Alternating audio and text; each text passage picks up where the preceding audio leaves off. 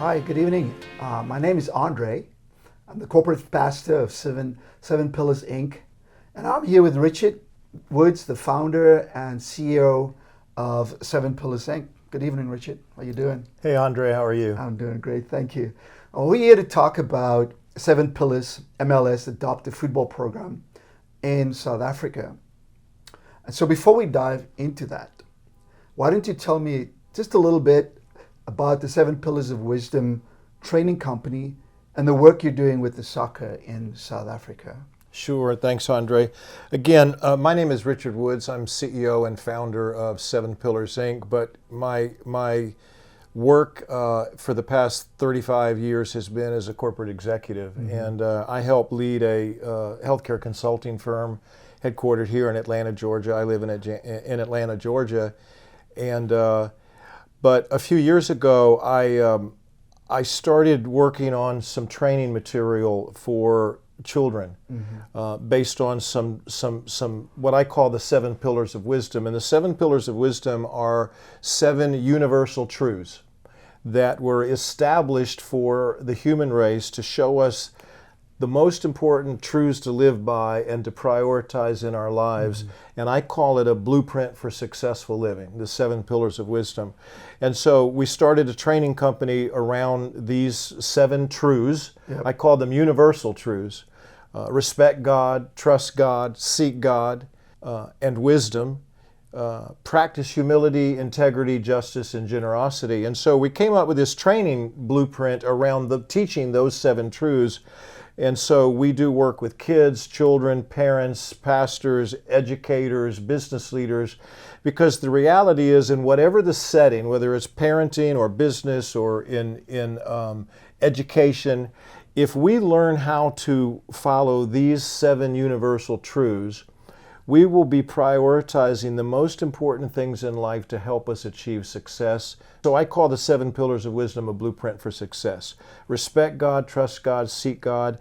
Those 7 truths orient us so that we prioritize spiritually the right things in our lives. Practicing humility, integrity, justice, and generosity is the way we build character and how we relate to our neighbor and love our neighbor as ourselves. And I went down to South Africa in 2017, and when I went down to South Africa, it just broke my heart, Andre, because we were in a village. We were doing some work in a village to help build a church, and we were doing some children's work and giving out food and all of these things. And I was brokenhearted at the poverty. I was brokenhearted at the single-parent homes. I was brokenhearted at the unemployment rate that I saw. I was brokenhearted at the kids that were growing up without dads, and it was just really painful. As a father, I've got 6 kids and 6 daughters actually, and it just really broke my heart. And so what we did is we took this training program and we turned it into a kids camp program. And we turned it into a soccer club, a football club training program. So we use sports to teach character building and life skills priority with kids.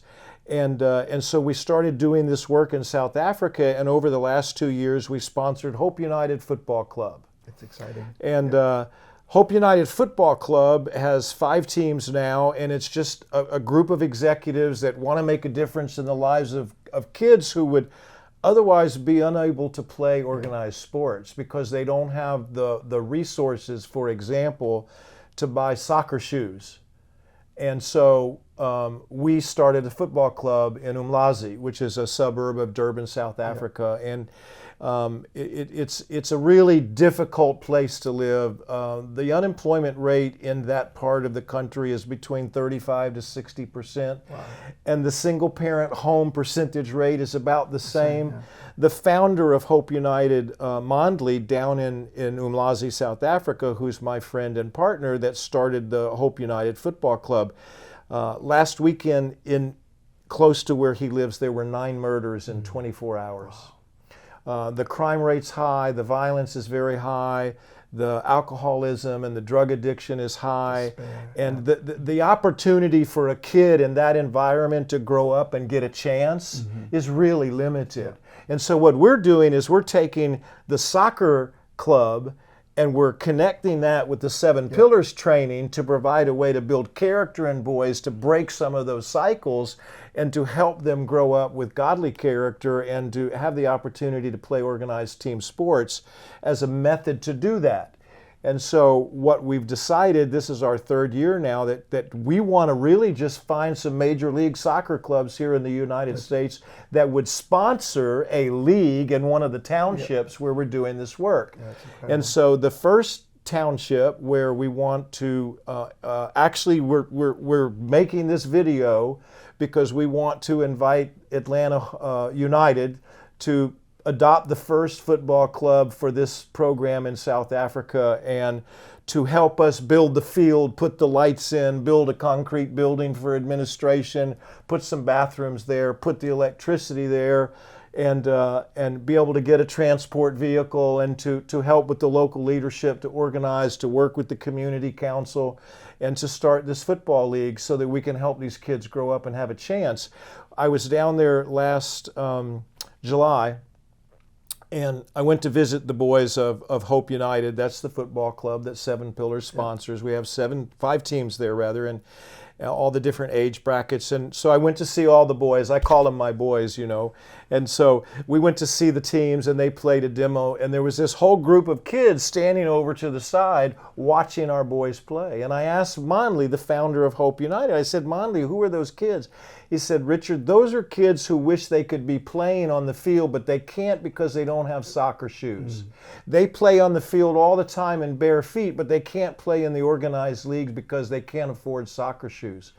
It broke my heart. I'm standing there watching my kids play soccer, and I'm crying because these kids over there can't play. And I'm like, there's enough resources out there to make a difference here. And so we came back in July, and now we've got this idea of asking some of the Major League Soccer clubs to just sponsor a league in the different townships and help us build the field and make the leagues work in such a way that some of those kids who would never otherwise get a chance to play, Andre, can play football in South Africa, which is the dream of every kid in South Africa, as you know. Yes, it is. It is. You're right. My life. And I know the power of any program like this, especially in countries like this, in underserved nations, underserved communities.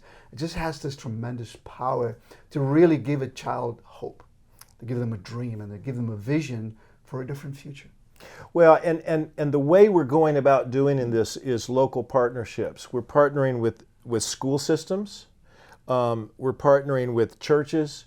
We're partnering with the local community government leadership. Yep. We're partnering with the local police force. We're partnering with every organization around that will partner with us in order to stand this thing up in such a way that we have all the support that we need, but we really want to get the soccer teams in the U.S. to sponsor one of these teams. And then my dream, my vision, I'm the visionary guy, right, for Seven Pillars. I'm always envisioning what the possibilities are, and I don't have much limitation in what I think is possible, but the idea of a Major League Soccer team sponsoring this entire league program in one of these really challenging environment and townships down there where we're doing this work in South Africa, it's just really thrilling to me. And so in my dream, I'm seeing some members of the Atlanta United there when we kick off, right? Yes. Their adoption of the Umlazi Hope United Football Club. And so that's really what we're here all about, Andre, is to just lay that out there and to solicit some interest and some information and the opportunity to go sit with some of the folks at the club and say, here's what we're doing, here's what we need, here's what we'd love for you to do. Would you adopt this league and make it yours? That's exciting. I love it. I really do. I really do. I think we can actually make huge changes in those communities. I really do. Oh, yeah. I really do. And, you know, some of those kids, I kid you not, some of those kids are walking long distances because they don't have a transport vehicle for the league to get to practice and to get to the games.